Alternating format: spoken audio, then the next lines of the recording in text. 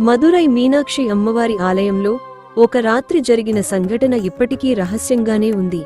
ఆ రోజు ఆది శంకరాచార్యులు ఆలయంలో ధ్యానం చేస్తుండగా గర్భగుడి అంతా ప్రకాశంతో నిండిపోయిందట. అక్కడ ఉగ్రరూపంలో మీనాక్షిదేవి ప్రత్యక్షమయ్యిందట.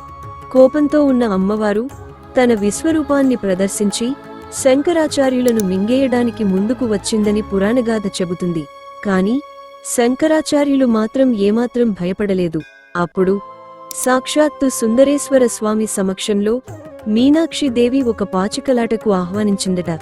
ఈ ఆటలో నువ్వు గెలిస్తే నా శక్తిని నీ మాట ప్రకారం మార్చుకుంటాను. శంకరాచార్యులు ప్రశాంతంగా అంగీకరించారు.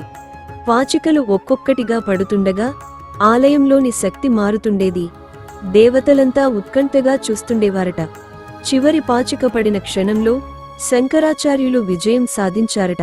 అప్పుడు సుందరేశ్వర స్వామి చిరునవ్వుతో సాక్షిగా నిలిచి శంకరాచార్యులకు ఆశీర్వాదం ఇచ్చారని చెబుతారు. తర్వాత ఆది శంకరాచార్యులు పవిత్ర శ్రీచక్రాన్ని ప్రతిష్ఠించారు. ఆ క్షణం నుంచి ఉగ్రరూపంలోని మీనాక్షి దేవి కరుణామయి తల్లిగా మారిందట.